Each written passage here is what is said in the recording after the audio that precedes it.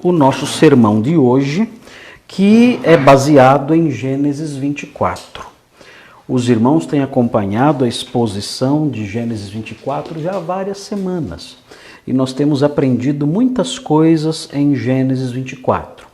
Hoje nós chegamos no versículo 50. Então note que é um capítulo grande e nós chegamos agora no versículo 50. Já estudamos toda a história, já vimos tudo o que aconteceu. Abraão chamando o seu servo, dando-lhe uma incumbência muito séria, explicando a ele que ele deveria buscar uma esposa para Isaque, filho de Abraão, na terra dos seus parentes, dos parentes de Abraão, em Harã, na Mesopotâmia, entre os rios Tigre e Eufrates, mais ao norte ali da atual Palestina, de Israel. Aprendemos isso, ele deveria ir lá buscar, não poderia pegar uma esposa entre as filhas dos cananeus de forma nenhuma. Abraão disse que aquele servo seria guiado por Deus, explicou tudo isso para ele. Aquele servo saiu então, ele encontrou a esposa de Isaque e nós aprendemos agora que ele está, no nosso último estudo, nós vimos esse servo já dentro da casa da noiva, ali com seus familiares, e ele expôs tudo o que aconteceu, tentando convencer os familiares de Rebeca a permitirem que ela vá. E nós estudamos isso na semana passada. Nós percebemos o modo como o servo agiu para convencer os familiares de Rebeca, mostrando a eles várias realidades que, se fossem acolhidas por eles, conforme nós vimos no sermão anterior, isso geraria benefícios, isso faria com que eles não se arrependessem dessa decisão de permitir que ela fosse com ele até a família, até a casa de Abraão e fosse esposa de Isaque. Muito bem, o texto que está agora diante de nós dá sequência a isso. O texto dá sequência a isso, nós já vimos toda a história. O servo já apresentou ali os seus motivos, o servo já apresentou as razões pelas quais eles deveriam permitir que ela fosse com ele para ser esposa de Isaque. E agora então nós vamos ter a resposta da família. E teremos aqui um diálogo entre o servo e o pai da moça, o irmão da moça e a mãe da moça também. Nós veremos na sequência que também a própria Rebeca fala, ela dá ali o seu parecer, o que ela pensava, a decisão dela acerca daquilo tudo. Tudo isso nós temos aqui nesse texto que vamos estudar a partir de hoje. O texto, então, é de Gênesis 24, 50 a 61. Esse é o trecho que vamos começar a estudar hoje. Gênesis 24, de 50 a 61. Os irmãos já conhecem toda a história anterior, têm acompanhado. Os que não acompanharam podem ouvir os sermões anteriores, já são vários sermões sobre esse texto, até chegar aqui o versículo 50. Você pode assistir, que está tudo na internet, você pode acessar e conhecer tudo o que nós aprendemos aí sobre essa maravilhosa história, a história da forma como Deus juntou mais um casal ali, um casal que vai dar continuidade à família, aos ancestrais do Messias, os ancestrais do povo de Israel e, a mais longo prazo, os ancestrais do Messias. Vamos então ler o texto de Gênesis 24, 50 a 61. Esse é o trecho que vamos ler agora. Gênesis 24, versículos 50 a 61. Acompanhe a leitura desse trecho. Gênesis 24, 50. Diz assim: Então responderam Labão e Betuel: Isto procede do Senhor. Nada temos a dizer fora da sua verdade. Eis Rebeca na tua presença. Toma e vai-te. Seja ela a mulher do filho do teu senhor, segundo a palavra do Senhor.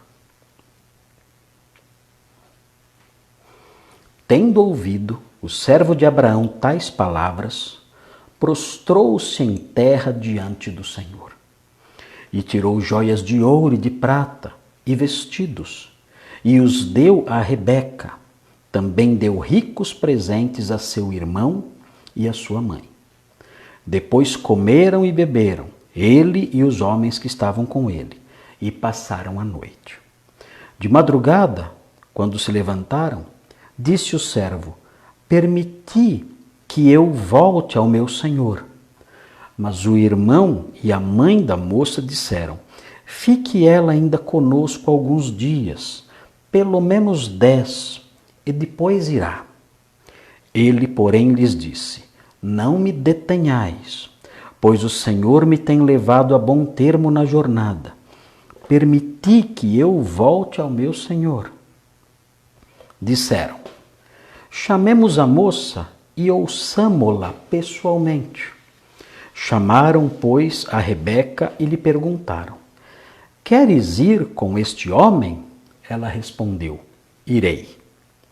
Então despediram a Rebeca, sua irmã, e a sua ama, e ao servo de Abraão e a seus homens.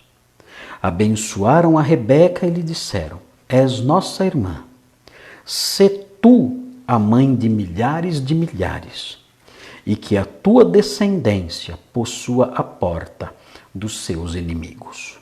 Então se levantou Rebeca com suas moças, e montando os camelos, seguiram o homem. O servo tomou a Rebeca e partiu. Aqui então nós temos o desfecho da história. Não é exatamente o desfecho, porque tem mais um trechinho ainda que mostra o encontro dela com Isaac, que será agora o seu marido. Mas nós temos aqui mais um avanço na narrativa. O avanço em que o servo, enfim, consegue levar Rebeca embora. Irmãos, esse trecho, eu dividi em 3 partes esse trecho, porque esse trecho mostra procedimentos muito positivos dos personagens. Se nós olharmos com atenção, nós perceberemos isso. Há vários procedimentos positivos dos personagens como um todo, todos eles. Procedimentos positivos do servo, procedimentos positivos dos familiares de Rebeca, procedimentos positivos ligados à própria Rebeca, nós encontramos isso. Então quero destacar tudo isso porque parece, a impressão que nós temos quando nós lemos o texto é que o texto tem uma coloração muito positiva. E essa coloração positiva é um texto leve, é um texto em que tudo dá certo, tudo vai bem, tudo caminha tranquilamente, com um pequeno percalçozinho aí, quando naturalmente os familiares disseram: olha, fique um pouco mais para que ela fique conosco, pelo menos uns 10 dias, para que possamos nos despedir e tudo mais. Só há esse pequeno percalço que contraria o servo. O servo fica um pouco contrariado com isso, mas é algo muito leve aqui no texto e algo até de se esperar. No geral, o texto caminha sem grandes dificuldades, sem grandes ansiedades, sem grandes problemas. Nós vemos todos se comportando aqui no texto de forma muito positiva. Então, isso dá ao texto essa coloração mais serena, essa coloração mais bonita, essa coloração que faz com que não haja tensão, ansiedade, intrigas, problemas, dificuldades, intervenções ali de Deus para tentar solucionar problemas. Nós não encontramos isso aqui. Por quê? Porque os procedimentos que são descritos nessa passagem, todos eles são procedimentos positivos. Então, eu quero apontar para os irmãos algumas demonstrações positivas dos personagens aqui do texto.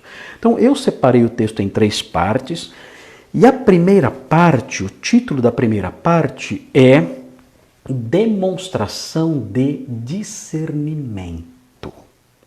E essa demonstração de discernimento está nos versículos 1 e 2. Então, os personagens, aqui no caso, Labão e Betuel, eles fazem essa demonstração de discernimento. O que é discernimento? Nós vamos aprender hoje o que é discernimento. E essas coisas todas, lembrem-se, essas coisas todas são coisas positivas na narrativa. Quando o autor bíblico coloca essas coisas aqui, embutidas repetidas na história, isso significa que a Bíblia aprova essas coisas. Se essas coisas não fossem aprovadas, o tom da narrativa seria outro, seria um tom de reprovação. Aqui nós percebemos que é um tom positivo, é um tom favorável à verdade, favorável aos planos de Deus.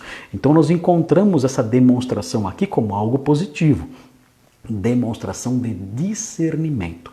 Isso nós encontramos nos versículos 1 e 2. Os versículos 1 e 2 mostram isso, esses personagens.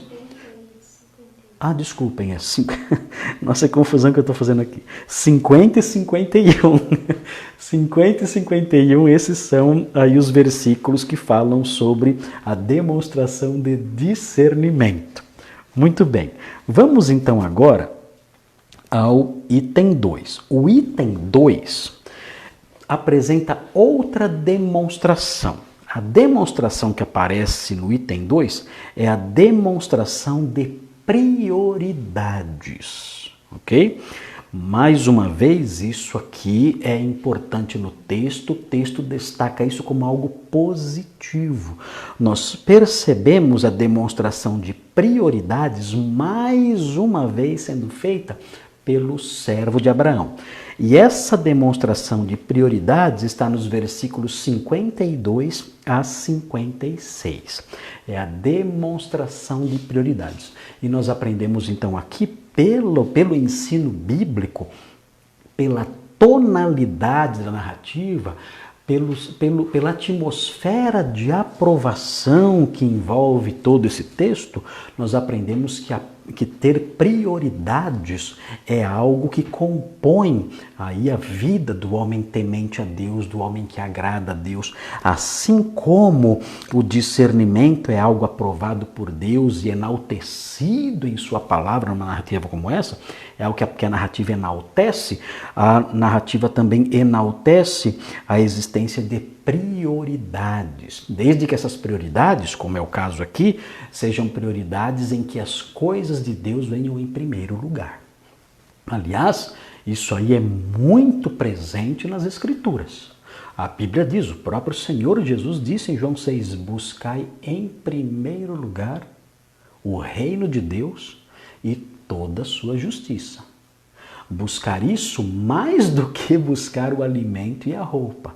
Busque em primeiro lugar o reino de Deus e toda a sua justiça e todas as demais coisas vos serão acrescentadas. Então a Bíblia mostra que ela aprova a existência de prioridades, desde que essas prioridades sejam relacionadas às coisas de Deus.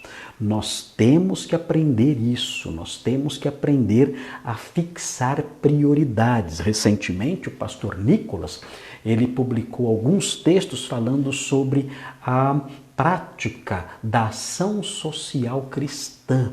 E ele então destacou ali que a ação social cristã deve ter prioridades. A palavra de Deus diz, olha, nós temos que fazer o bem a todos, mas principalmente, primordialmente, aos da família da fé, mostrando que nas ações sociais deve haver a priorização dos nossos irmãos em Cristo.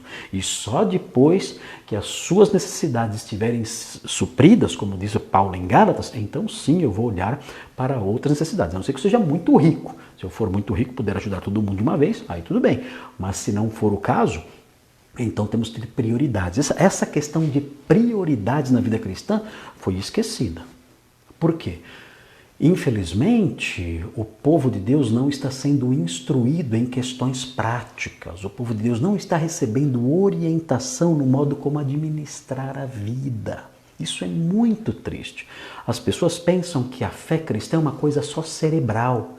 É uma coisa só daquele momento na igreja, em que a pessoa chega lá e ela ouve umas palavras ali instigantes e ela faz assim com a mão. Eu não sei até hoje por que as pessoas, quando alguém está falando alguma coisa bonita, ficam fazendo assim com a mão. Eu não entendi por que isso existe, né? Então, se algum pastor começa a falar alguma coisa, a pessoa faz assim com a mão. Eu não sei. É para pegar alguma coisa? É algum problema de motor? Eu não sei. Mas existe essa prática. Então, o pastor chega lá e começa a falar uma série de coisas e a pessoa fica fazendo assim. e faz assim, e recebe aquilo e tal. E é uma coisa mais, né, mental, uma coisa mais mística, mas e naquilo se resume a espiritualidade, a experiência cristã do indivíduo. Quando na realidade a vida cristã, além dessa dimensão da comunhão com Deus, da adoração, do dar glórias a Ele, do servi-lo com o coração, com interesse de coração, buscá-lo com interesse de alma, apegar-se a Ele, né, na linguagem de Deuteronômio, apegar-se a Deus. Além disso, a vida cristã também envolve práticas, o dia a dia. O marido em relação à sua esposa, como deve ser, a esposa, como deve ser em relação ao marido, o papel de cada um dentro do lar, como filho, como pai, como mãe, tudo isso a Bíblia ensina. E ela ensina também questões ligadas a prioridades na vida, porque nós temos vários interesses, várias buscas, nós vivemos buscando coisas. E a Bíblia ensina que existem buscas que são prioritárias. E aqui nós vemos isso nos versículos 52 a 56, a demonstração de prioridades. O servo mostra isso. Se você olhar, quando existe a resposta de Betuel e Labão, Betuel era o pai de Rebeca, Labão era o irmão.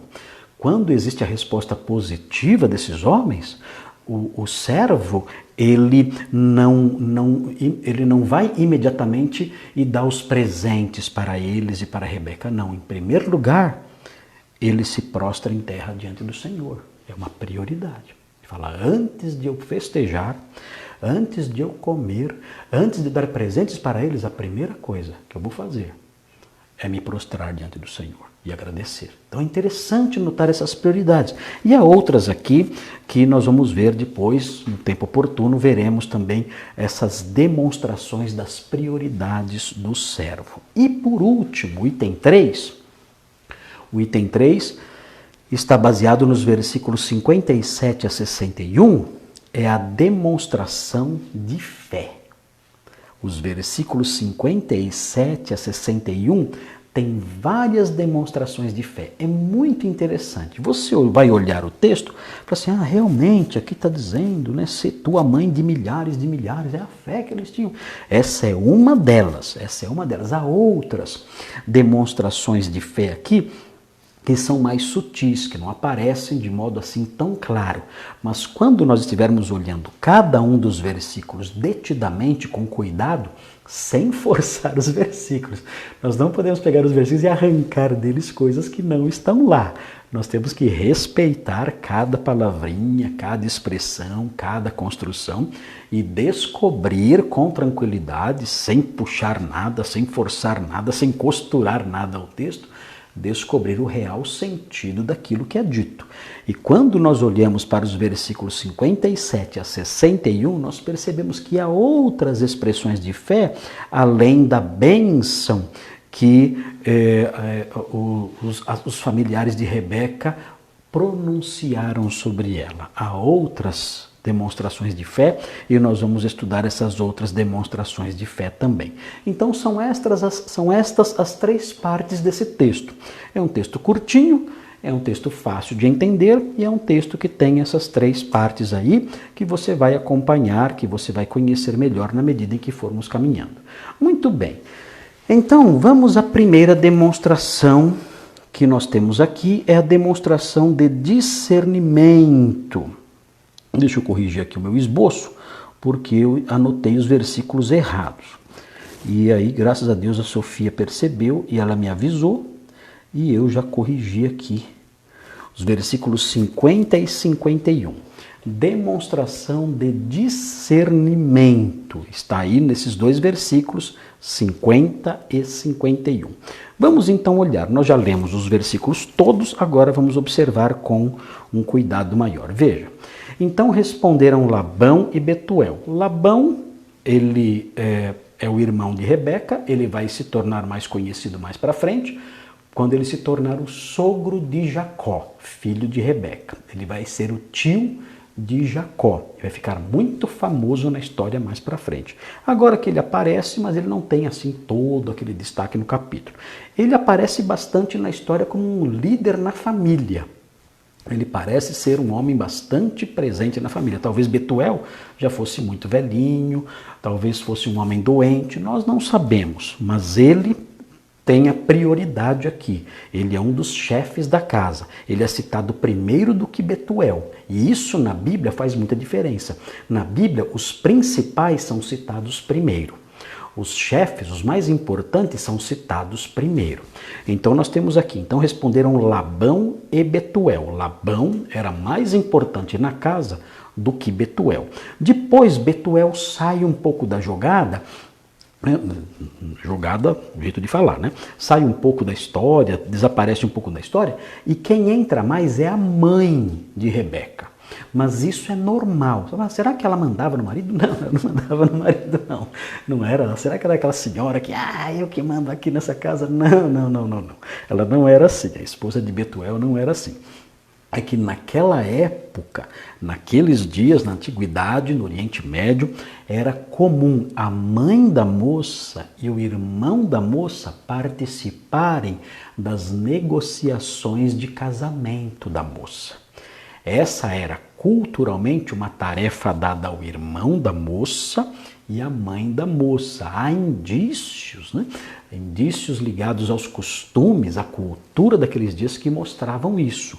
Quem cuidava do casamento, das negociações do casamento, como vai ser, o que vai receber, o que vai dar, quando vai ser e tudo mais, as condições todas ligadas ao enlace eram o irmão e a mãe. Então, por isso, vai aparecer a mãe aqui, ainda que não seja citado o nome dela, vai aparecer a mãe de Rebeca aqui, e ela vai ter um papel proeminente nessas conversas todas aí com o servo. Betuel vai sair um pouquinho da jogada.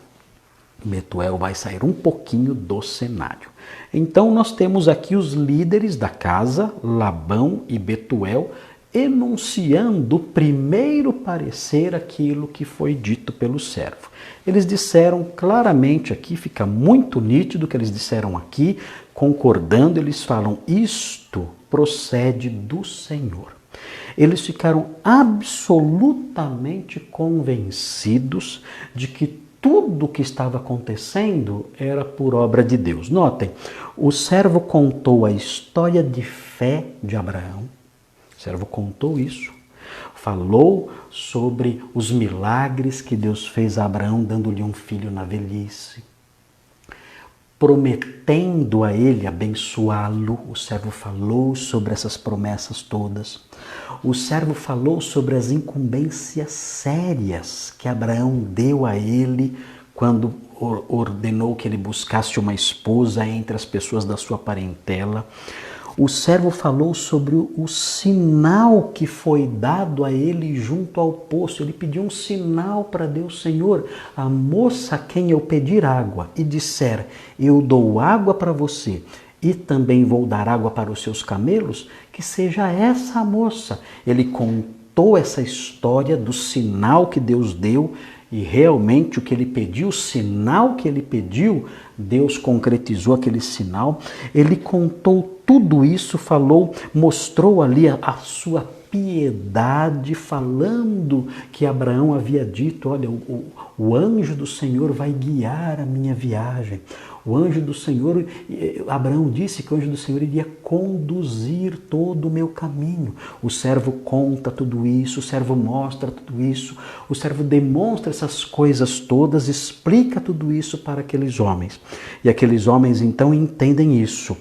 Isto procede do Senhor. Se vocês olharem o versículo 7, eles reconheceram que a profecia de Abraão, no capítulo 4, versículo 7, eu vou ler aqui para vocês, para que vocês se recordem, Gênesis 24, 7, vejam a profecia de Abraão, eles reconhecem, por assim dizer, que essa profecia se cumpriu, 24, 7.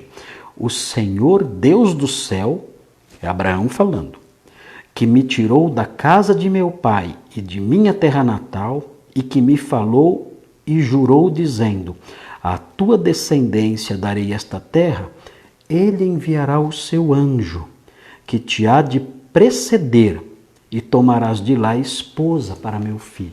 Disse, olha, Abraão ele fez essa profecia, ele era profeta, ele anunciou essa profecia e tudo aquilo se cumpriu. Aqueles homens ouviram aquilo tudo, aqueles homens viram aquilo tudo e disseram: realmente, o Senhor fez essas coisas.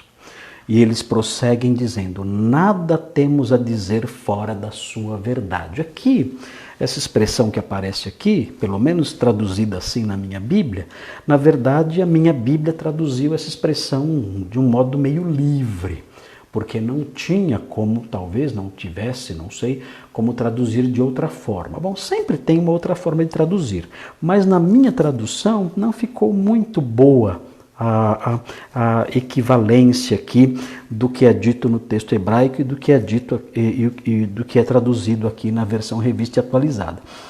Na verdade, eles disseram o seguinte: olha, não temos que dizer nem bem nem mal. É assim que eles falaram. Não temos que dizer nem bem nem mal.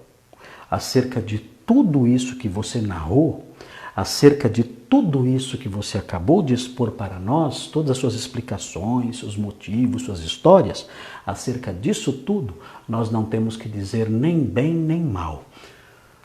Tudo isso claramente procede do Senhor. Dizer nem bem nem mal, nós temos que tomar cuidado. Não pode falar assim: mas o que eles poderiam falar mal desse negócio? O que eles poderiam falar bem desse negócio? O que eles poderiam falar mal? Não é essa a ideia. Nós não podemos nos apegar a cada expressãozinha desse jeito. Essa é uma expressão, é uma figura de linguagem. Nós chamamos isso de merisma. Merisma. A Bíblia tem essas coisas. A Bíblia tem figuras de linguagem, porque ela é produzida com muita arte, com muita habilidade. O que é um merisma? É uma figura de linguagem usada para se referir a uma totalidade por meio de opostos extremos. Então, se eu quero me referir a uma totalidade, eu me refiro a essa totalidade por meio de opostos extremos. Por exemplo, eu falo assim: olha, eu trabalhei dia e noite. O que significa isso? Que eu trabalhei direto, o tempo todo. Eu trabalhei sem parar. É uma forma de dizer que eu trabalhei sem parar. Ou então eu falo assim: olha, eu fui do começo ao fim. São extremos opostos. Dia e noite, começo ao fim. Eu fui do começo ao fim. Eu me refiro a uma totalidade por meio de opostos extremos. Quando eu falo eu fui do começo ao fim, significa que eu fiz tudo. Quando eu falo trabalhei dia e noite, significa que eu trabalhei sem parar, direto, o tempo todo. Aí quando eles falam assim: olha, não temos que dizer nem bem nem mal, significa o quê? Não temos absolutamente nada a dizer. Isso é ponto pacífico. Quando ouvimos a sua história, descobrimos: isso procede do Senhor, nós não temos objeção absolutamente nenhuma a fazer em face dessa história. Isso procede do Senhor. E aí eles prosseguem e dizem o seguinte: eis Rebeca na tua presença, ou literalmente, aí está Rebeca diante da sua face, você está vendo Rebeca, ela está na sua frente, toma, pega a moça e vá. Sem problema, damos a nossa aprovação. Seja ela a mulher do filho do teu Senhor, eles dizem, e aí eles usam uma expressão interessante aqui. Eles falam, segundo a palavra do Senhor. Agora, é interessante isso. Por quê? Porque o Senhor não falou nada no capítulo inteiro. Como assim? Como eles puderam falar isso? Olha, seja ela mulher do filho do teu Senhor, segundo a palavra do Senhor. É que aqui, nesse texto aqui, a expressão palavra do Senhor se refere à direção dele. É esse o sentido presente aqui. É como se naquela direção toda eles tivessem ouvido a voz de Deus a guiá-los. É curioso isso aqui. É curioso porque isso significa que Deus pode nos falar por meio da sua direção, por meio do direcionamento da nossa vida. É interessante notar esse conceito presente aqui em Gênesis. É claro que esse conceito é diferente de uma revelação profética, como nós temos nas páginas das Escrituras.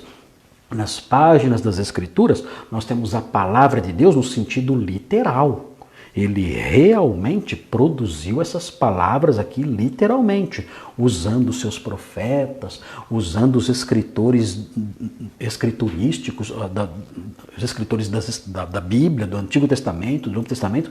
Ele usou esses homens, a Bíblia diz em 2 de Pedro 1:21, que esses homens não falaram, não compartilharam as suas percepções pessoais, mas eles eram homens santos, separados por Deus, que falaram da parte de Deus, movidos pelo Espírito Santo. Então as palavras que eles escreveram foram palavras como que pronunciadas pelo próprio Deus. Não foi por meio de ditado, como chamam por aí a inspiração mecânica, não foi mecânico, não foi ao que Deus foi ditando, eles foram escrevendo, não foi assim, mas cada palavrinha deles procedeu de Deus. Eles falaram movidos pelo Espírito Santo. A palavra, toda a Bíblia, é inspirada por Deus, soprada por Deus. Nós aprendemos isso em 2 Timóteo 3,16, 2 de Pedro 1, 20 e 21, mostram essas verdades. Então, é diferente do que estamos falando aqui agora. Aqui nós estamos falando sobre o uso da expressão palavra do Senhor num sentido diferente. Aqui, palavra do Senhor aqui não é a palavra inspirada, não é a palavra profética, não é a palavra revelada, não é isso. Aqui nesse texto a expressão palavra do Senhor tem um sentido mais baixo, mais reduzido, um sentido de menos impacto teológico. Aqui, palavra do Senhor significa a direção dele. Então, aqueles homens ouviram tudo o que havia acontecido. Abraão dando as orientações para o servo saindo com aquele grupo todo e Deus dirigindo, fazendo com que Rebeca saísse da sua casa exatamente na hora em que o servo estava lá, sentado junto ao poço. E o servo pedindo aquele sinal e o Senhor dirigindo e Rebeca fazendo exatamente o que o servo tinha pedido para a moça fazer, para Deus mostrar a moça fazendo. Tudo isso que é narrado ali, toda essa direção, esse guiar de Deus é chamado de palavra do Senhor. Então é muito interessante, é como se a direção de Deus na vida do servo fosse o mesmo que ouvir a sua voz. Então, é importante esse conceito porque para muitos crentes hoje, Deus só fala através de revelações especiais, sonhos, visões. Alguém vai lá na igreja e fala, eis que te digo, e pronuncia um monte de coisas sem fundamento nenhum, coisa da cabeça da pessoa. E a palavra do Senhor é essa, e as pessoas vão atrás disso aí, e tudo isso só acaba em problemas e problemas terríveis, porque muita gente dá ouvidos e segue essas profecias falsas e acaba se afundando na vida. Quando, na verdade, Deus fala, de acordo com esse texto, Ele fala através da forma como Ele guia a vida de alguém. Então, Ele abre portas, Ele faz com que pessoas cruzem o nosso caminho, Ele faz com que as circunstâncias mudem, Ele faz com que ouçamos um conselho, Ele faz com que ouçamos um sermão, uma orientação específica, Ele faz com que nos deparemos com alguma situação que está fora do nosso controle, Ele dirige as coisas para que aquela situação aconteça. E nisso tudo, nesse agir de Deus por meio das circunstâncias, por meio das pessoas, por meio de diálogos, por meio de diversos fatores, Deus vai guiando a nossa vida. Então nós não podemos reduzir Deus somente a manifestações sobrenaturais de revelação. Eu tive um sonho, eu sonhei, e Deus deve estar querendo falar alguma coisa comigo. Eu sonhei essa noite tal coisa, e o que será que Deus quer me falar? E as pessoas vivem nessa dimensão mística, quando essas coisas elas não têm valor nenhum. Sonho não é nada. Sonho é um pensamento que a gente tem dormindo, só isso. Mas Deus nos fala e Deus nos dirige, além dele nos falar por meio da sua palavra, claramente a sua palavra revelada, a sua palavra escrita, além dele nos conduzir por meio dela, ele também nos conduz por meio das circunstâncias, ele também nos fala por meio das circunstâncias, guiando a nossa vida, abrindo portas, fechando portas, mostrando oportunidades, removendo oportunidades, criando circunstâncias alheias à nossa vontade, impossíveis de nós controlarmos. E com tudo isso, ele vai fazendo com que ouçamos a sua voz, dizendo, olha, essa é a direção, esse é o caminho, é até aqui que você deve ir. Então, é interessante notar esse conceito presente aqui. Os parentes de Rebeca, eles falam, olha, você deve ir e levar Rebeca segundo a palavra do Senhor. Que palavra foi essa? O Senhor não falou nada expressamente. Essa palavra foi a direção expressa de Deus, a direção clara de Deus, que conduziu aquele servo até aquele ponto. Toda essa história em que Deus foi mostrando e conduzindo e apontando a direção, tudo isso é chamado aqui de palavra do Senhor. Muito bem. O que os parentes de Rebeca demonstram aqui? Muito simples. Nós já colocamos o título nesse primeiro ponto. O que eles demonstram aqui é discernimento. Esse é o nosso primeiro ponto aí nos versículos 50 e 51. Labão e Betuel fazem uma demonstração de discernimento. E queridos, eu quero fazer um comentário sobre esse assunto, sobre o discernimento, porque estamos na época da ausência total de discernimento por parte do povo de Deus. O que é discernimento? O que é isso? Nós aprendemos, olhando aqui nesse texto e olhando para passagens do Novo Testamento, nós aprendemos acerca do discernimento. Eu fiz uma definiçãozinha de discernimento espiritual e eu quero passar para vocês essa definiçãozinha aqui. É uma definição que eu criei à luz das Escrituras, para que nós pudéssemos realçar com mais clareza a necessidade desse elemento aqui na vida das pessoas.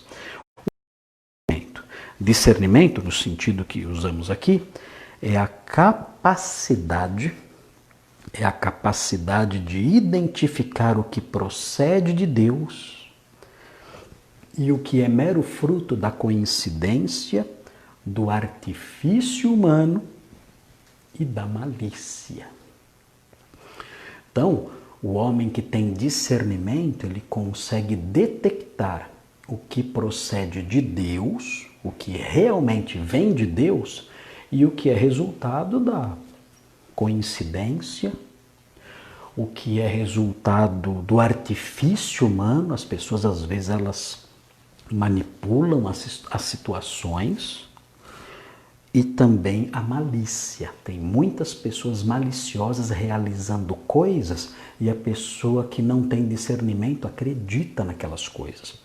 A pessoa que não tem discernimento, ela é crédula em relação a doutrinas falsas, a práticas mentirosas, a engodos, a artifícios diversos. Ela é crédula em relação a isso tudo, ela não tem discernimento. O homem que tem discernimento, ele consegue detectar o que vem de Deus e o que não vem de Deus, o que é de Deus e o que é resultado de outros fatores, inclusive o artifício humano e a malícia. Então é muito importante detectarmos o ensino sobre o discernimento na Sagrada Escritura.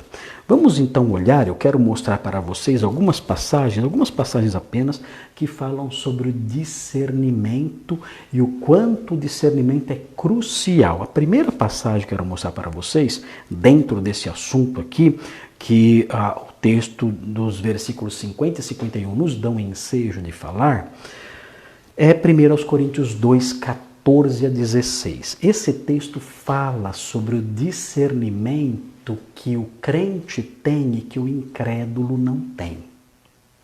Então, é interessante notar que um dos traços que distingue o crente do incrédulo é que o crente tem um discernimento diferente, uma capacidade diferente da capacidade do incrédulo. Ele tem um discernimento espiritual que o incrédulo não tem. E é importante você saber disso, porque muitos crentes, eles acham que o incrédulo tem a mesma capacidade que o crente de compreender as coisas, quando na verdade você não deve se assustar. Os incrédulos têm uma cegueira espiritual que os impede de entender muitas coisas. Veja o que diz 1 Coríntios 2, vamos olhar 1 Coríntios 2, versículos 14 a 16, sobre o discernimento. Veja como o crente é diferente do incrédulo nesse aspecto. Veja como o crente ele tem um discernimento que o incrédulo não tem. Observe, versículo 14, 2, 14, fala assim, ora, o homem natural, aqui, homem natural, é o incrédulo. O homem natural é o incrédulo. Por que ele é chamado de natural? Porque ele não é alguém em que o Espírito Santo trabalha, ele não é espiritual, ele não é pneumatikos. Ele não tem a ação do Espírito Santo nele. Não tendo a ação do Espírito Santo nele, ele é um homem natural, como é traduzido aqui. Isso significa que ele é incrédulo. A ação do Espírito Santo não é real na vida dele, não conhece a ação do Espírito Santo que habita no crente e que guia o crente, que ensina o crente. Ele é um homem natural. Então o incrédulo aqui é chamado assim, homem natural. Ele diz, o homem natural não aceita as coisas do Espírito de Deus. Note, ele é incapaz de aceitar as coisas do Espírito de Deus. Que coisas são essas do Espírito de Deus? No meio evangélico aí, as pessoas falam, isso aqui é o crente que não acredita no dom de línguas. Então o crente que não acredita no dom de línguas, ele é o homem natural que não aceita as coisas do Espírito de Deus. Não tem nada a ver isso aí, nada a ver. Aqui o texto está falando não sobre posições no campo da pneumatologia. Aqui o texto está falando sobre crentes e não crentes, sobre salvos e não salvos. E aqui ele não está falando sobre dons espirituais, nada, porque os dons espirituais ele só vai tratar disso lá na frente, no capítulo 12 para frente, que ele vai tratar desses assuntos. Então não tem relação nenhuma esse texto aqui sobre a posição que a pessoa tem em relação a dom de línguas ou outras coisas, nada disso. Ele está falando aqui sobre essa distinção entre o crente e o incrédulo. Quais são, então, as coisas do Espírito Santo que o incrédulo não aceita, ele não acolhe, o homem natural não aceita? Quais são? Para você descobrir quais são, é só você ver o assunto. O assunto desse texto aqui, você pode perceber no versículo 18 do capítulo 1, quando ele começa a falar sobre essas coisas. Em 1,18 ele diz assim, a palavra de Deus, 1,18, certamente a palavra da cruz. O que é a palavra da cruz? É a palavra que fala sobre a cruz. Isso é palavra da cruz. É um genitivo objetivo, como nós chamamos na língua grega. É um genitivo objetivo. É uma palavra acerca da cruz. A palavra acerca da cruz, ou seja, o evangelho. Qual é a palavra? Qual é a mensagem sobre a cruz? É o evangelho. Então, a palavra da cruz, o evangelho, é loucura para os que se perdem, ou seja, os incrédulos. Então, o texto aqui está dizendo que os incrédulos entendem o evangelho como uma coisa de louco. Você vai dizer, pastor, é verdade. Quando eu falo do Evangelho, as pessoas me olham como se eu fosse louco. E é isso mesmo, não se assuste com isso. Porque a Bíblia fala que é exatamente assim. E aí você volta para o versículo 14 do capítulo 2. E o versículo 14 do versículo 2 fala: o homem natural, o incrédulo, os que se perdem, não aceita as coisas do Espírito de Deus. Que coisas são essas? O assunto da passagem mostra. O assunto desses dois capítulos, do capítulo 1, capítulo 2, é esse. É o Evangelho. Eles não aceitam as verdades do Evangelho. Eles não conseguem compreendê-las. Eles não conseguem entender como o Filho de Deus veio ao mundo e se fez carne. Isso é invenção, isso é mitologia, isso é história de Papai Noel. Deus veio aqui e se tornou um ser humano. Isso aí é mitologia. Eles entendem isso como loucura. Eles não conseguem compreender, eles não têm discernimento. Então você não deve se assustar. E você que é incrédulo, que está me ouvindo, você também não deve se surpreender com a sua postura. Você é um homem natural. Você está entre aqueles que se perdem. Para você, a palavra sobre a cruz é loucura. É algo que você não deve se estranhar. E as pessoas, os crentes, não devem estranhar você. É assim que as coisas funcionam de acordo com o ensino bíblico. Você não tem discernimento. Você não consegue detectar o que vem de Deus e o que não vem. E vejam, na sequência aqui, o homem natural, versículo 14, não aceita as coisas do Espírito de Deus porque eles são loucura, já vimos no 1,18 isso, e não pode entendê-las. Ele não compreende o Evangelho, é o assunto aqui predominante, é o Evangelho, não pode entender as coisas ligadas à palavra da cruz, ao Evangelho, porque elas se discernem espiritualmente. O que significa isso?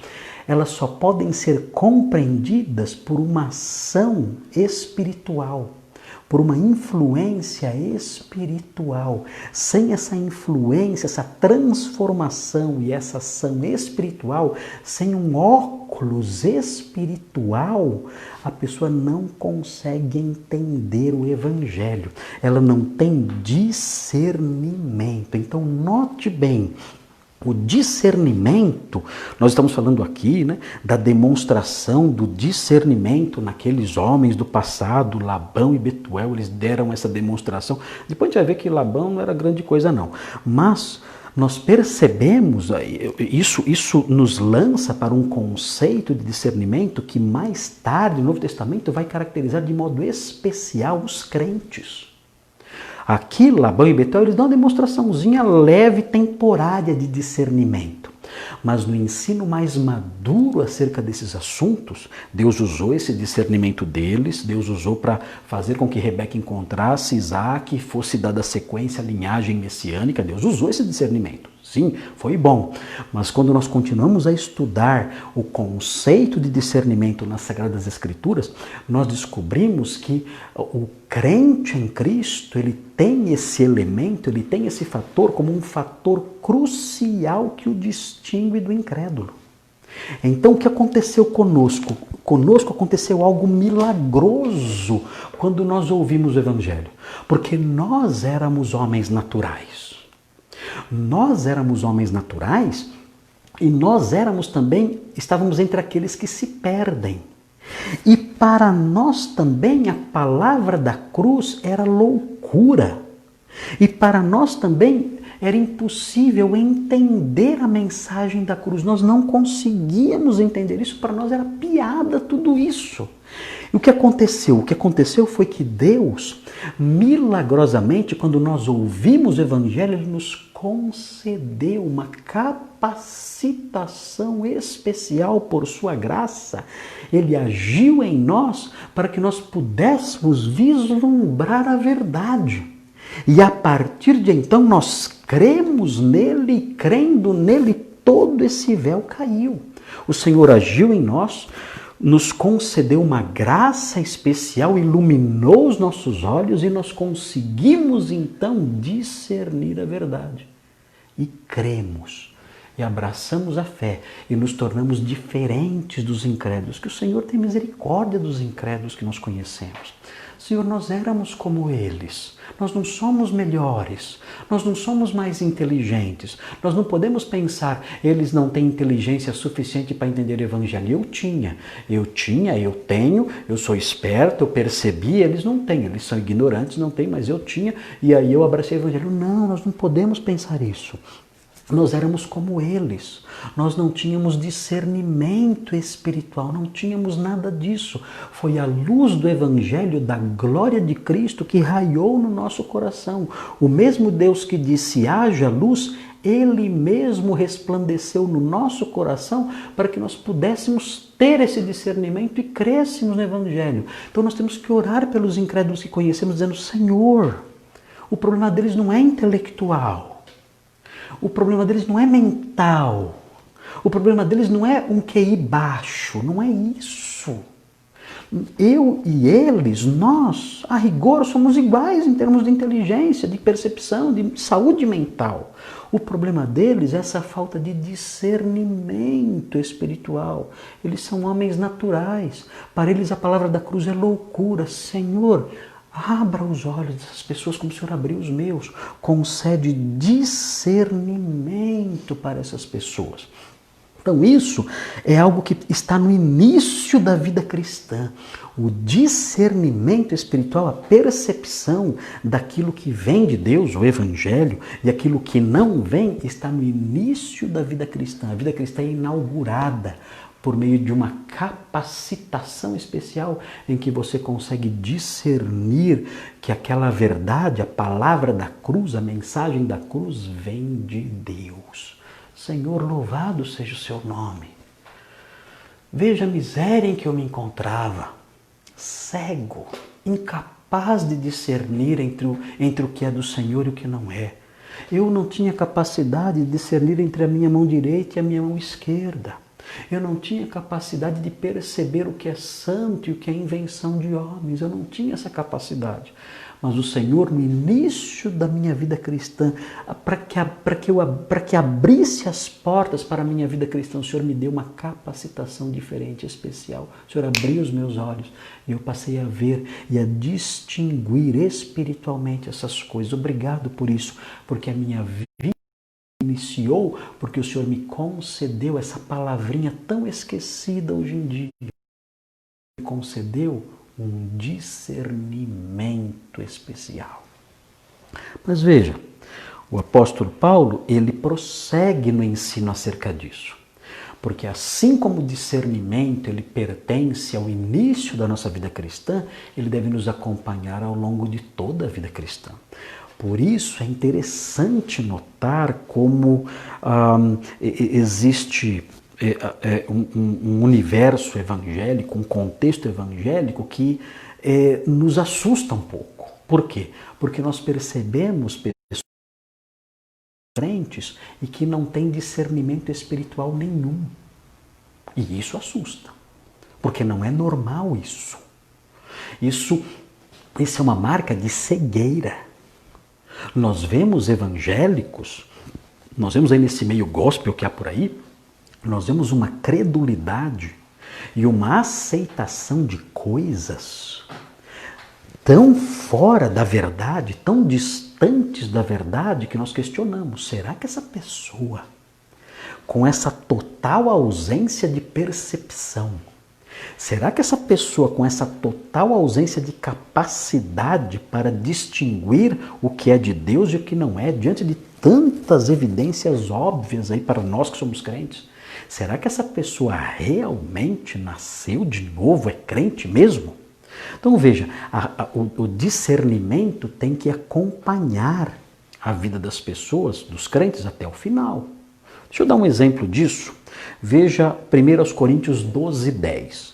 1 Coríntios 12, 10. Veja aí na sua Bíblia, 1 Coríntios 12, versículo 10. Veja aqui que é mencionado um dom específico aqui. É interessante isso. Capítulo 12 fala sobre os diversos dons. E há toda aquela discussão, tem esses dons hoje, não tem, alguns têm, outros não têm. Eu acho que alguns têm e outros não têm. Eu acho que alguns dons aqui, eles cumpriram o seu papel. Por exemplo, alguém ter o dom de curas, alguém ter o dom de línguas, alguém ter o dom de operação de milagres. Eu acho que esses dons, algumas pessoas, na verdade muitas pessoas, na época apostólica tiveram esses dons, elas tinham habilidade mesmo, que Deus deu a elas, de curar pessoas, e eram curas extraordinárias. E isso não era uma pessoa em cada 10 igrejas, não. Toda igreja tinha pessoas assim. Toda igreja tinha lá pessoas que tinham esses dons. Não era que tinha uma pessoa que morava num outro país e fazia um congresso de vez em quando e todo mundo ia lá porque aquela pessoa naquele século tinha aquele dom de fazer curas. Não. Isso era parte do dia a dia da igreja. As igrejas, todas elas, no seu dia a dia, ali no seu funcionamento diário, eram igrejas que tinham esses dons todos. E essas pessoas, então, detendo esses dons, realizavam curas, milagres, falavam em outros idiomas sem nunca terem aprendido. Era algo simplesmente maravilhoso. E muitas curas. Curas extraordinárias mesmo. Aleijados andando, cegos vendo. Isso fazia parte da experiência comum da igreja, do dia a dia da igreja naqueles dias. Eu acredito, à luz de Hebreus 2, 3 e 4, é um dos textos, né? Hebreus 2, 3 e 4, eu acredito que esses dons desapareceram porque eles tinham um objetivo específico, o objetivo de autenticar a mensagem apostólica quando ela surgiu. Quando a mensagem apostólica surgiu, Hebreus 2, 3 e 4 mostra que esses sinais serviam para autenticar, para mostrar a veracidade. Desliga o telefone. Para mostrar a veracidade dessa mensagem apostólica. Então, por isso esses dons existiram. No ano 64, já da era cristã, daí para frente, você vê que não há mais menção deles no Novo Testamento. No ano 64, nas epístolas pastorais, na literatura joanina, você não encontra mais nenhum indício desses dons. Parece que esses dons pertenceram mais especificamente à primeira geração de cristãos, até a segunda geração de cristãos. Parece que esses dons existiram até essa época e depois sumiram. Então não tem milagre hoje? Tem milagre hoje. Há milagres hoje. Curas sobrenaturais hoje, tudo isso tem hoje, não tem dúvida nenhuma, porque Deus trabalha como Ele quer, mas não existem pessoas com o dom de curar. É isso que estou dizendo aqui.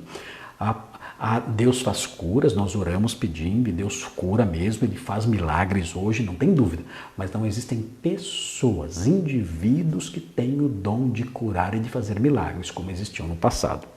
Mas esse versículo aqui fala de um dom que, ao que tudo indica, esse dom perdurou, porque ele sempre foi necessário. Os dons de sinais, de milagres e de curas foram necessários para autenticar a mensagem. Agora, esse outro dom que eu vou falar agora, ele existe para você conseguir detectar o que é verdadeiro. Então veja, 1 Coríntios 12, 10, e detectar o que é verdadeiro é algo necessário sempre. Na época e para sempre. Então veja aqui, 1 Coríntios 12, 10, fala assim: há outro operação de milagres, falando sobre os dons. Há outro profecia, há outro discernimento de espíritos. E aí você diz, mas o que é isso? O que é o discernimento de espíritos? O que é isso? As pessoas pensam que discernir espíritos é você saber qual é o espírito que está num determinado endemoniado. Então tem lá a pessoa com demônio. Isso acontece. Há ações do diabo terríveis, hoje em dia, que tomam posse da pessoa. Então muitos pensam que discernimento de espíritos é você descobrir qual é o demônio que está lá. Então você vai lá e olha para aquela pessoa endemoniada e você fala assim, esse aí é o tranca-rua. Esse aí é o preto velho. Esse aí é a pomba gira. Então você discerniu o espírito. Irmãos, não tem nada a ver. Isso não é. Isso não é discernimento de espíritos, não é isso. O que é discernimento de espíritos? A Bíblia associa, é interessante notar isso no Novo Testamento, os escritores bíblicos, de um modo geral, eles associam ensinos falsos a ações de espíritos. Então, quando alguém ensina uma doutrina falsa, a Bíblia fala que essa doutrina ela tem uma origem espiritual. E os falsos mestres, eles são os propagadores, os arautos dessas doutrinas perniciosas que negam a divindade de Jesus, que negam que Jesus Cristo veio em carne, que zombam da salvação que é em Cristo. O apóstolo Paulo fala de doutrinas de demônios, que proíbem, por exemplo, o casamento. Isso é doutrina de demônios, o apóstolo Paulo fala. Que proíbem o consumo de alimentos. Não existem seitas que proíbem os alimentos? O apóstolo Paulo fala que isso são doutrinas de demônios. Então, o discernimento de espíritos é a capacidade de você perceber se existe por trás daquela doutrina um espírito maligno. Veja, por exemplo, dê uma olhadinha em 1 João 4,1, porque 1 João 4,1 esclarece melhor isso. 1 João 4,1, veja aí na sua Bíblia.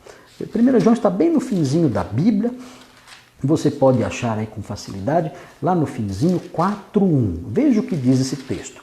1 João 4,1 fala assim, veja aí na sua Bíblia. Amados, não deis crédito a qualquer espírito. Mas como assim? Os leitores de João, eles viam fantasmas? Os leitores de João, eles encontravam pessoas endemoniadas na rua, conversavam com elas e ele falava, não acredita nesse demoniado que está falando mentira. Será que é isso? Será que eles viam fantasmas, espíritos vagando e os espíritos falavam coisas e ele falava, não acredita não, você não pode acreditar em qualquer espírito, só em algum. Será que é isso? Claro que não, é óbvio que não. Os crentes viviam vidas normais, não estavam vendo fantasmas, nem convivendo com endemoniados ali o tempo todo e conversando com eles para saber se devia crer neles ou não. O que ele está dizendo é o seguinte, veja a sequência. Amados, não deis crédito a qualquer espírito, antes provai os espíritos se procedem de Deus. Ok. Por que ele fala isso? Note o finalzinho. Porque muitos falsos profetas têm saído pelo mundo fora.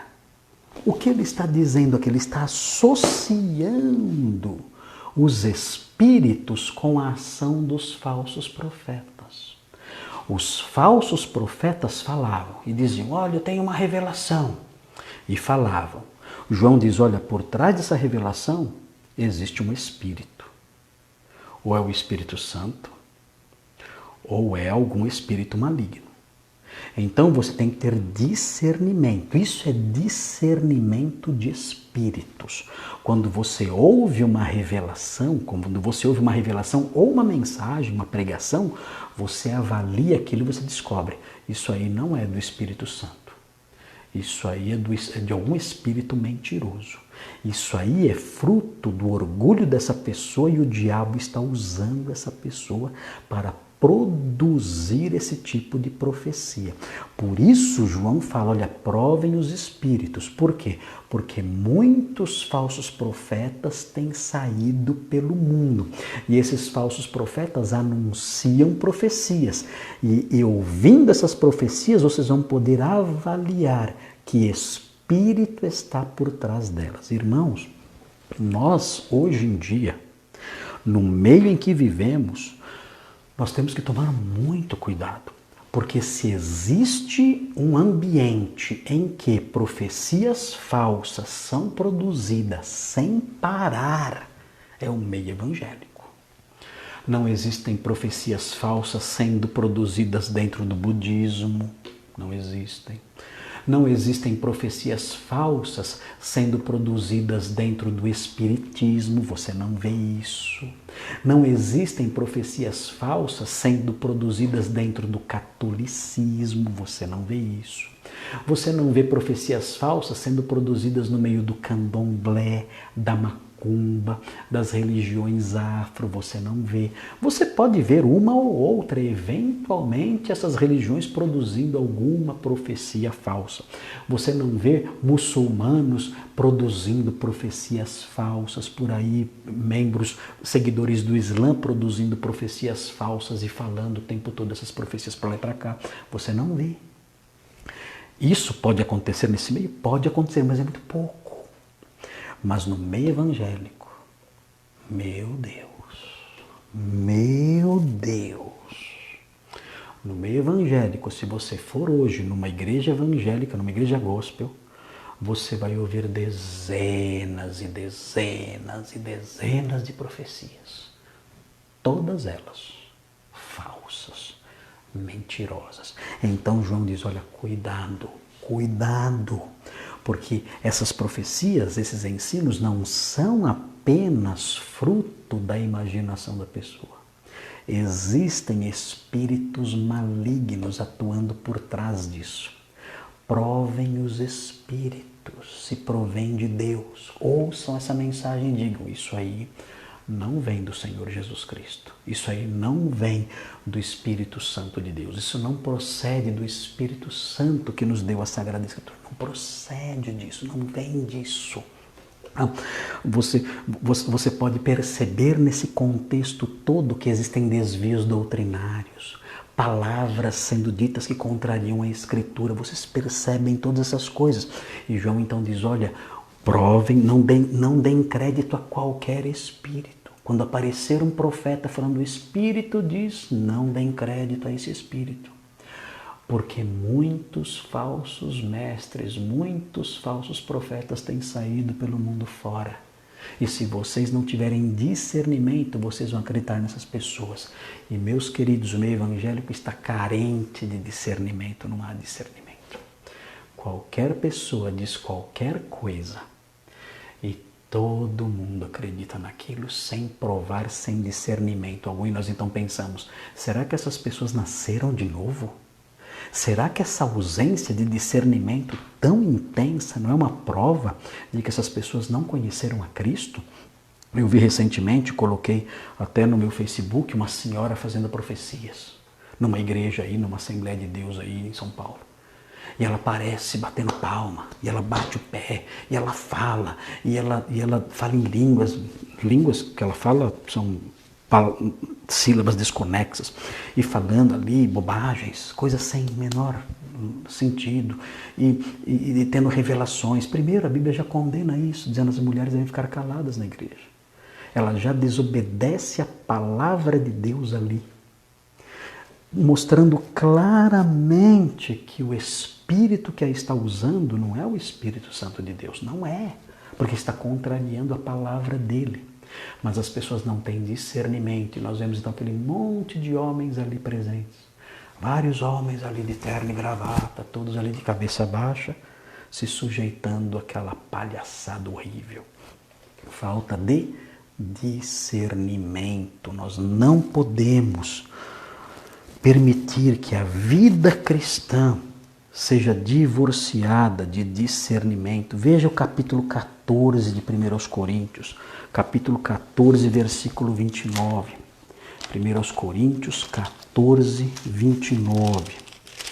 Veja aí qual é o dever. O dom de discernimento de espíritos deve existir em todos. E não somente o dom de discernimento de espíritos, mas também a responsabilidade de cada membro de igreja deve ser desenvolver discernimento. Veja o versículo 29 de 1 Coríntios 14, fala assim: tratando-se de profetas, falem apenas 2 ou 3, e os outros julguem. Ou seja, tenham discernimento, avaliem o que está sendo dito. o apóstolo Paulo, ainda sobre o discernimento, ele diz o seguinte no capítulo 4 de Efésios. Veja na sua Bíblia, Efésios 4. Veja o que diz. Efésios, capítulo 4, versículo 14. Fala assim, fala sobre o ministério dos pastores, evangelistas, enfim. Fala o seguinte, que esse ministério existe para que não mais sejamos como meninos, agitados de um lado para outro e levados ao redor por todo o vento de doutrina. Ele falou, olha, os pastores têm que trabalhar para dar equipamentos para as suas ovelhas, para que elas tenham discernimento e não sejam levadas ao redor por qualquer vento de doutrina, pela artimanha dos homens, pela astúcia com que induzem ao erro. Os pastores têm que dar aos membros da sua igreja ferramentas para que eles tenham discernimento e possam detectar as mentiras, as falsidades, as falsas doutrinas e não sejam levados por qualquer vento teológico que sopra aqui ou acolá. E o meio evangélico, infelizmente, está cheio disso. Falta discernimento, saber o que vem de Deus e o que não vem de Deus. E o último texto que eu quero apontar para vocês é Hebreus 5. Veja o que diz Hebreus 5 sobre esse assunto também. É uma grande viagem, é uma pequena viagem sobre o ensino geral da Bíblia sobre o discernimento.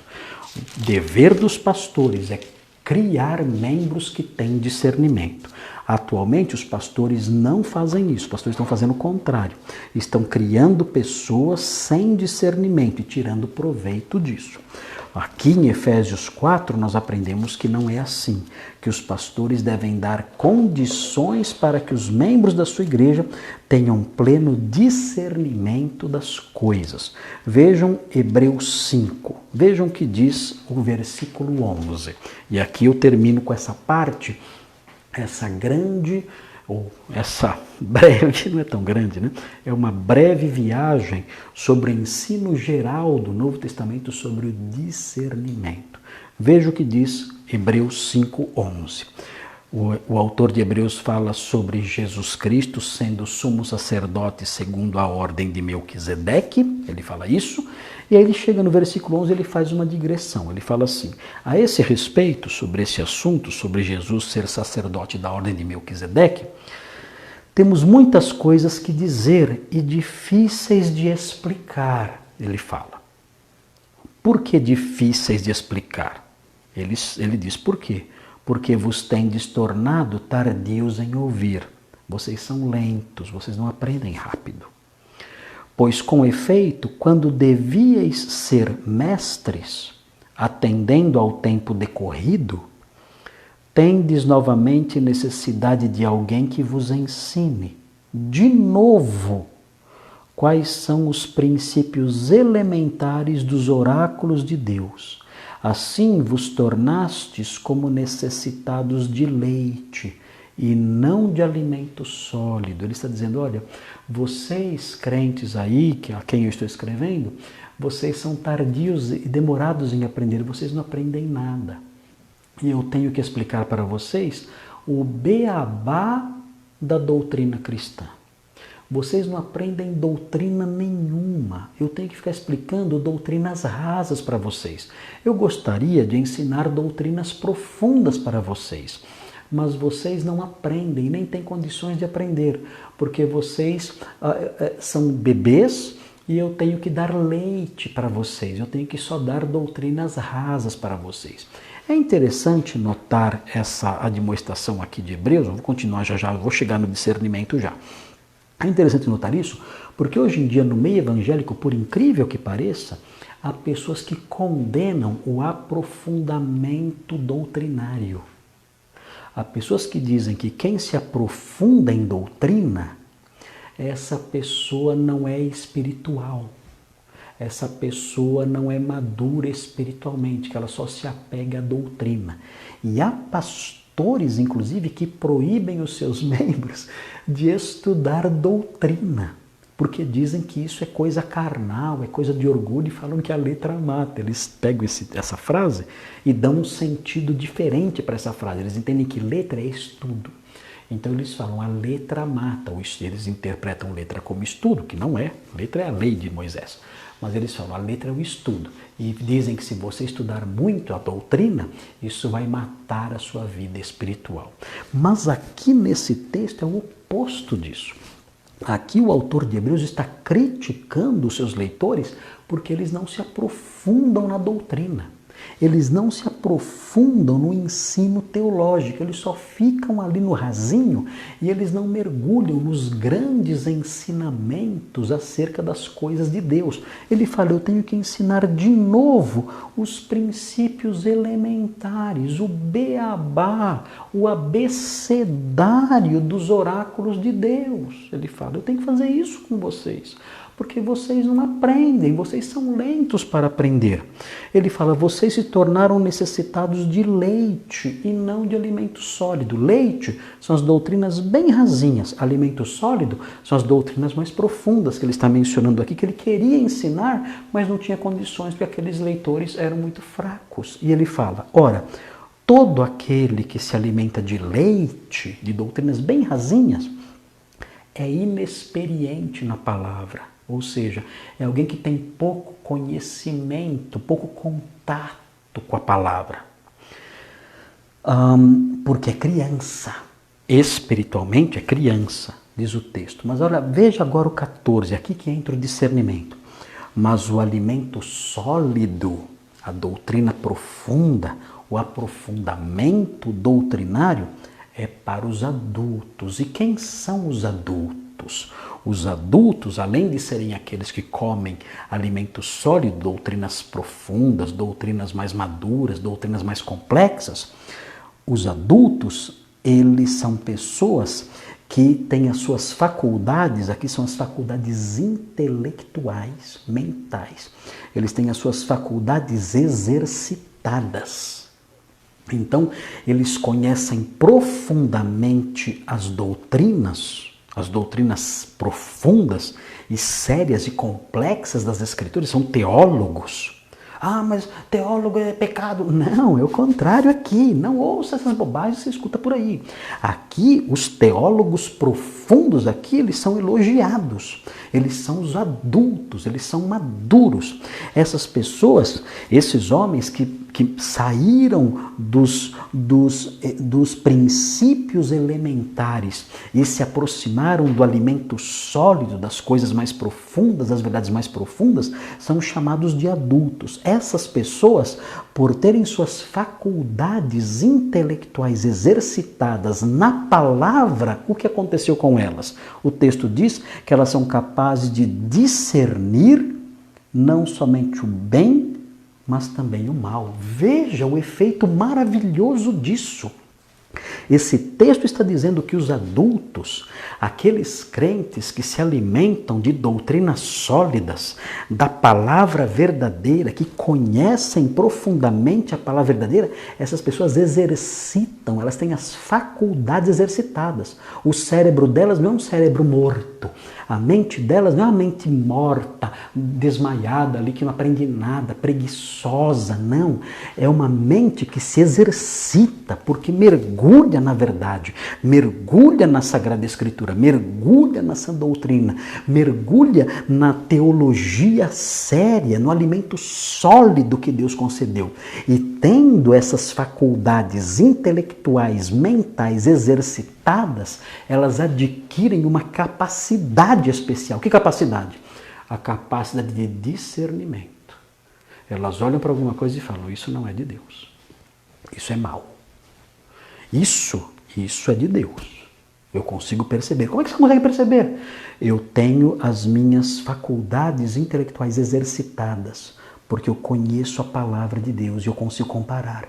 Eu vejo aquilo que está acontecendo ali e eu comparo com o alimento sólido que eu comi.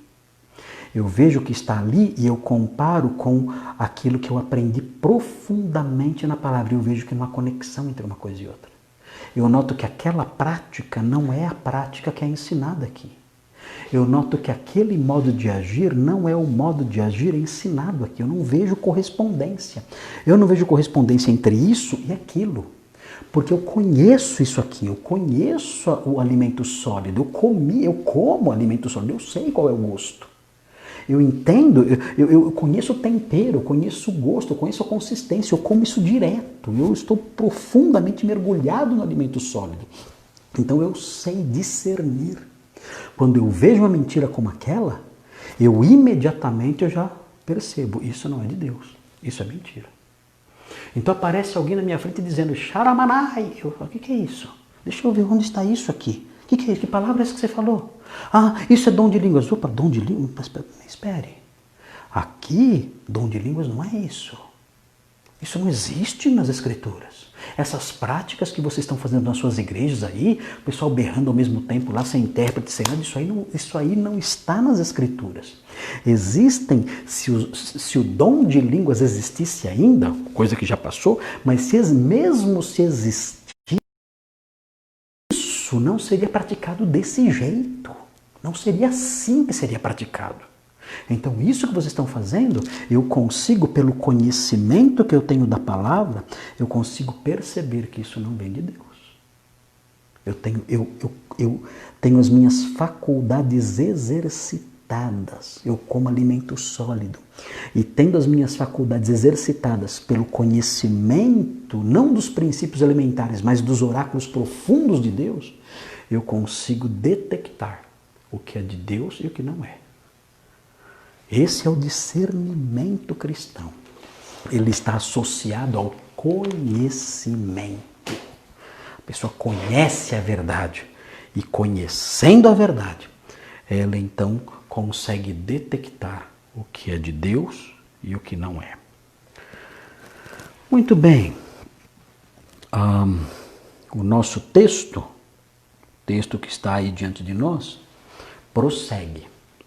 E ele vai dizer, na sequência aqui, ele vai mostrar que existe também na sequência aqui a demonstração de prioridades, que nós vamos estudar também, e a demonstração de fé. Mas isso nós não conseguimos expor hoje. Não vai dar tempo, porque já são 10:50. Então não tem como eu apresentar esses outros 2 pontos aqui para vocês. Mas eu quero destacar aqui para vocês esse aspecto do discernimento, a demonstração de discernimento e o ensino geral acerca do discernimento. Queridos, 2 palavrinhas para terminar. Se você é incrédulo, se você não tem Jesus, você não tem discernimento espiritual para distinguir o que é de Deus e o que não é. E você vai dizer que o que é de Deus, o Evangelho, especialmente isso, o Evangelho, você vai dizer que o Evangelho, a mensagem da cruz é loucura. Então, eu tenho uma mensagem para você. Se você continuar nessas condições terríveis de falta de discernimento espiritual, dizendo que o Evangelho é loucura, a palavra de Deus diz que você está entre os que se perdem. E sabe o que é perdição? Perdição na Bíblia é ruína, ruína eterna, é castigo eterno. Isso é perdição na Bíblia. E você, se você chama a palavra da cruz de loucura, de algo sem sentido, você está destinado à destruição, à perdição. Você está entre os que se perdem, de acordo com 1 Coríntios 1:18. O que você tem que fazer? Você tem que falar, Senhor, o que eu faço? Pastor, eu sou assim. O que eu devo fazer? Peça ao Senhor. Se você tiver coragem de fazer isso, se aproxime do Senhor e diga, Senhor, se isso que o pastor falou for verdade, eu estou em péssimas condições. Se isso que o pastor falou for verdade, eu não sei o que fazer, porque eu não posso mudar meu coração. Eu não posso botar a fé aqui dentro. Eu não tenho condições de fazer isso. Senhor, eu quero que o Senhor me socorra. Ajuda-me, Senhor. Ajuda-me como incrédulo que eu sou. Ajuda-me no meio dessa minha falta de fé, no meio dessa minha incredulidade terrível. Me ajuda, porque se o que o pastor falou for verdade, eu estou perdido. Eu estou perdido. Então, Senhor, tem misericórdia de mim.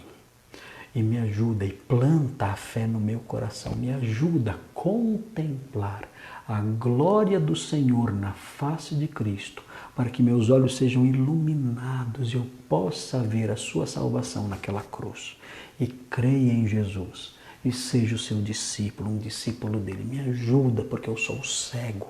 Eu até agora eu tenho crido que a palavra da cruz é loucura, é um absurdo, é uma grande bobagem.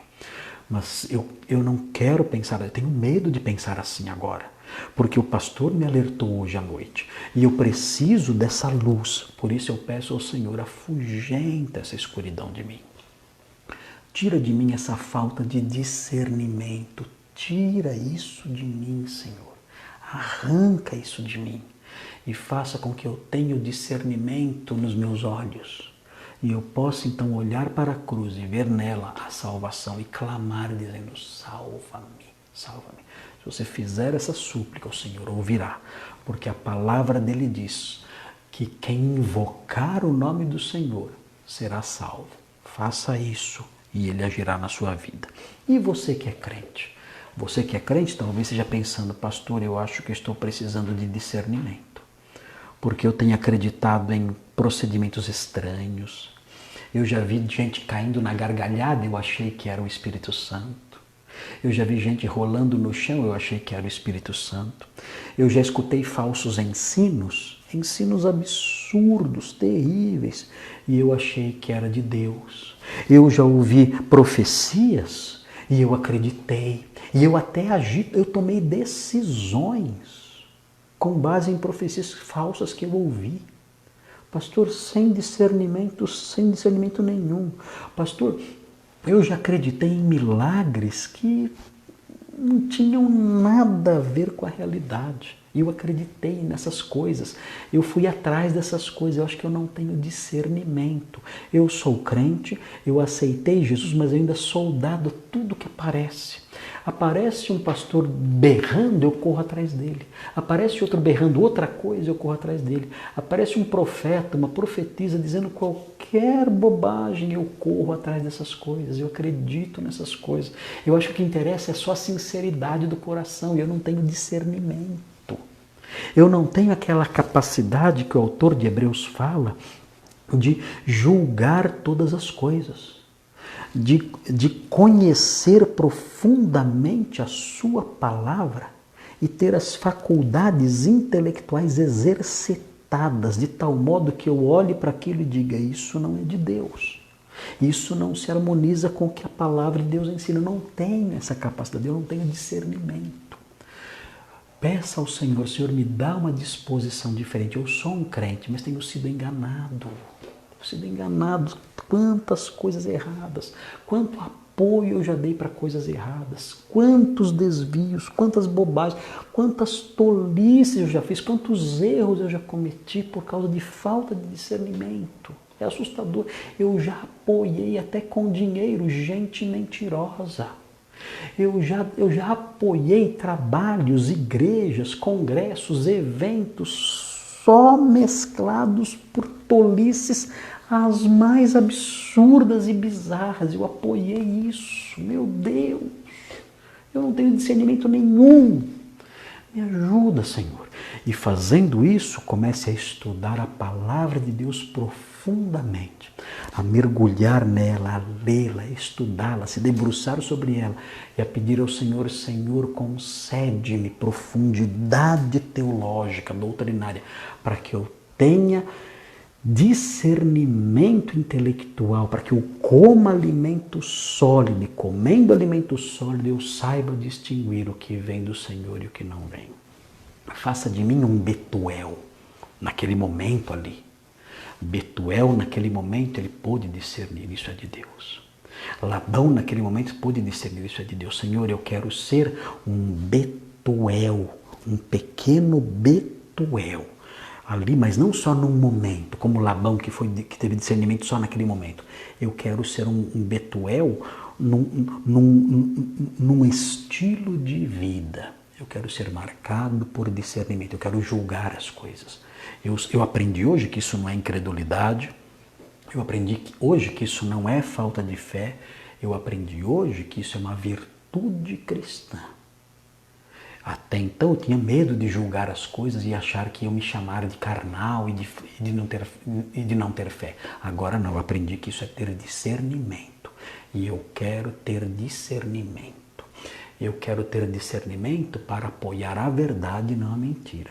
Eu quero ter discernimento para não ser enganado, para não enganar e para alertar os outros, para que os outros não sejam enganados. Concede-me isso, disposição para o estudo da sua palavra e uma disposição sincera para rejeitar tudo aquilo que não se harmoniza com ela. Concede-me o prazer de me alimentar do alimento sólido e assim ter discernimento. Na semana que vem, nós vamos estudar as outras duas demonstrações, a demonstração de prioridades e a demonstração de fé que aparecem nos personagens presentes aqui.